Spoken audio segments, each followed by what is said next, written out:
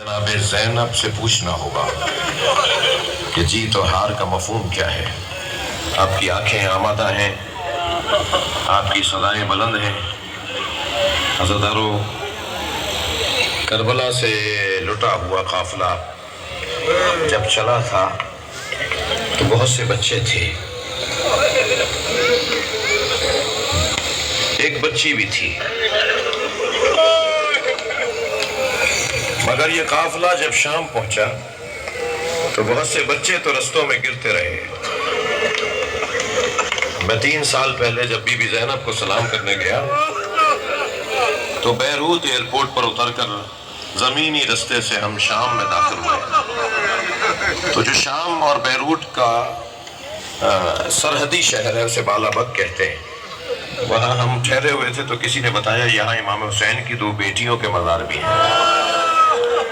ہم زیارت کے لیے گئے تو دونوں دختران امام حسین کو سلام کیا، تو وہاں جا کے اور گریہ بڑھا کہ جب متولی نے یہ بتایا کہ ان میں سے ایک بیٹی کی عمر 9 سال تھی اور ایک بچی کی عمر 14 سال تھی۔ وہ جو 9 سال والی بچی تھی وہ اونٹ سے گری، پیچھے آنے والے اونٹ نے پیر رکھ دیا۔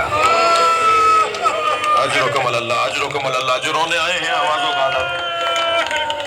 اور وہ جو 14 سال والی بچی تھی، جب یہاں سے گزر رہے تھے تو لوگ پتھر مار رہے تھے، ایک پتھر اس بی بی کے سر پہ لگا اور چوٹ اور زخم اتنا شدید تھا کہ بالآخر یہ شہید ہو گئی۔ اب یہ بی بی ام لیلہ کی بیٹیاں تھیں یا بی بی رباب کی بیٹیاں تھیں؟ رونا اور عزا اس بات پر ہے کہ یہ مائیں بچیوں کو چھوڑ گئیں۔ عزاداروں، مجلس میں خواتین بھی بیٹھی ہیں اور دودھ پلانے والے بچوں کی، پینے والے بچوں کی مائیں بھی بیٹھی ہیں۔ جب بچے گرتے تھے نا اونٹوں سے تو بندھے ہوئے ہاتھوں میں مائیں بس حسرت بڑی نگاہوں سے دیکھ کر کہتی تھی تمہیں ہم نے اللہ کے حوالے کیا۔ کیا کرتی ہیں؟ اجرکم اللہ، اجرکم اللہ، آوازیں بلند ہیں۔ عزاداروں، یہ قافلہ شام پہنچا اور شام میں بازار شام، دربار شام اور زندان شام، یہ تینوں سخت امتحان تھے جناب زینب کے لیے، سخت ترین امتحان تھے۔ دیکھیے، رونے کے لیے کبھی بعض اوقات ایک جملہ کافی ہوتا ہے، ضروری نہیں ہے کہ میں 20 منٹ کے مصائب پڑھوں تو عزادار کہیں کہ آج مصائب زیادہ سنیں۔ بعض اوقات ایک جملہ رونے کو بہت ہوتا ہے۔ ابھی پچھلے دنوں ایک شہر کے اندر، اندرون ملک کے ایک شہر میں بہت بڑا مجمع بڑی کثرت سے سننے آئے ہوئے تھے لوگ۔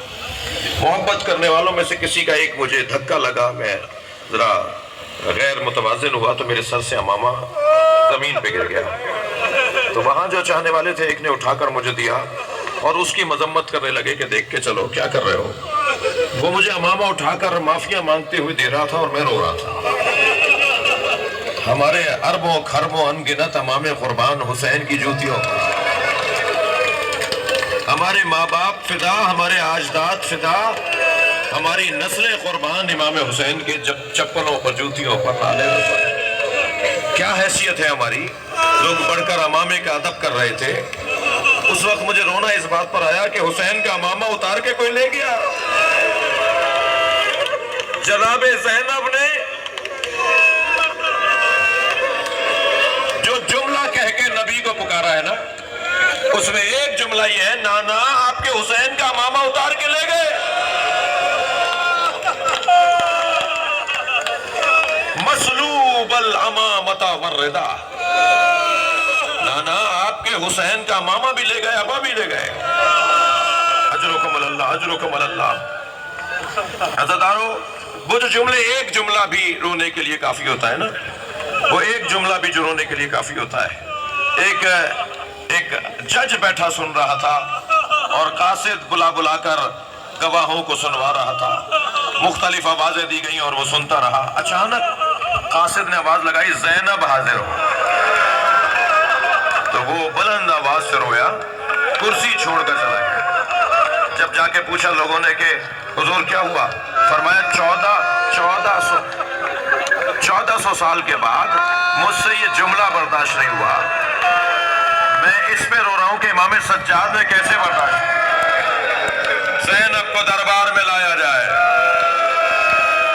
بڑا سخت مرحلہ تھا جب جناب زینب کو دربار میں لایا، بہت مشکل مرحلہ تھا جب زندان میں جناب سکینہ کا جنازہ اٹھایا گیا، بہت مشکل مرحلہ تھا۔ کسی نے پوچھا تھا امام سجاد سے، مولا، کسی نے پوچھا تھا امام سے، پوچھا تھا مولا آپ کی عمر تو اتنی نہیں ہے، یہ آپ پر بڑھاپا کیسا ہے؟ تو امام نے فرمایا بہن کے جنازے نے بوڑھا کر دیا، وہ ننھی سی میت، وہ چھوٹی بہن کا میت جو میں نے زندان شام میں اٹھائی اور بی بی کو وہیں دفنا دیا۔ عزاداروں، بڑا عجیب جملہ آپ کو کہہ دوں، یہ وہ اسیر ہے جو آج تک اسیر ہے۔ جناب سکینہ آج تک زندان شام میں ہے۔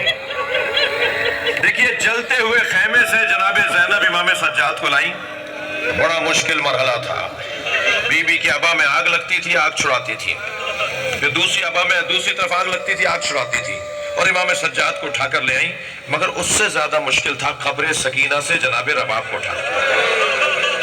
جناب رباب کو لے کر آتے تھے، بی بی پھر چلی جاتی، جناب رباب کو لے کر آتے تھے، بی بی پھر چلی جاتی تھی۔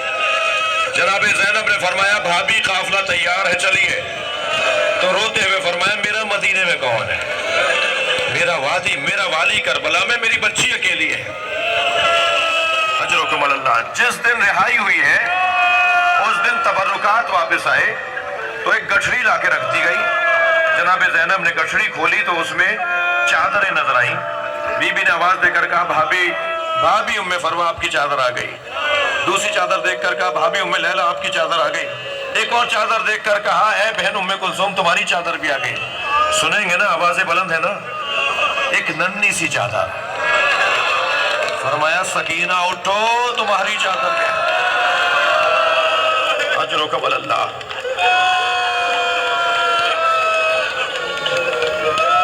شام سے رہائی پا کر جناب زینب کربلا جا رہی ہے۔ جب کربلا قریب آئی نا تو بی بی نے اونٹ کے بیٹھنے کا انتظار نہیں کیا، اونٹ سے نیچے گر گئی۔ اور میں نہیں بیان کر سکتا کہ جس انداز سے قبر حسین کی طرف پڑی ہے۔ ادھر پہلا زائر قبر امام حسین صحابی رسول جناب جابر ابن عبداللہ الانصاری رضی اللہ تعالیٰ عنہ رضوان اللہ تعالیٰ علیہ، وہ اپنے غلام عطیہ کے ساتھ آئے ہوئے تھے، اور پہلی دفعہ قبر حسین پر اگر کوئی آیا ہے تو وہ جناب جابر آئے، اور قبر حسین پر بیٹھ کر اپنے غلام سے کہا دور جا کے کھڑے ہو جاؤ، میں اکیلا بیٹھنا چاہتا ہوں۔ عطیہ کہتا ہے کہ میں دور سے دیکھ رہا تھا، لگ ایسا رہا تھا جیسے حسین سے بات کر رہے ہو۔ وہ کچھ کہتے ہیں اور پھر جواب آتا ہے، کچھ دیر رکتے ہیں اور سنتے ہیں کہ کوئی جواب آ رہا ہے۔ کہتے ہیں میں دور کھڑا، اچھا نابینا ہو گئے تھے، انہیں نظر نہیں آتا تھا جناب جابر ابن عبداللہ انصاری کو۔ عطیہ کہتا ہے میں دور کھڑا ہوا تھا کہ اچانک میرا مولا یعنی جابر ابن عبداللہ انصاری اچانک قبر حسین سے کھڑے ہو گئے اور آوازیں لگا لگے عطیہ مجھے لے کر جاؤ۔ جیسے قبر سے آواز آئی ہو عطیہ دور چلے جاؤ میری بہن آ رہی ہے، جابر دور چلے جاؤ میری بہن زینب آ رہی ہے۔ ادھر جناب زینب نے جب قبر حسین کو دور دیکھا تو خود کو سواری سے گرا دیا اور گئی ہیں قبر حسین کی طرف۔ مگر عزاداروں میں ایک آخری جملہ کہہ کے مجلس مکمل کر رہا ہوں۔ قبر حسین کے قریب جا کر پیر بھاری ہونے لگے، پیر اٹھ رہے تھے جناب زینب سے، تو وہاں دور کھڑے ہو کر کہا بھائی میں سکینہ کو چھوڑ آئی، سکینہ زندان شام میں رہ گئی۔ ماتم زندان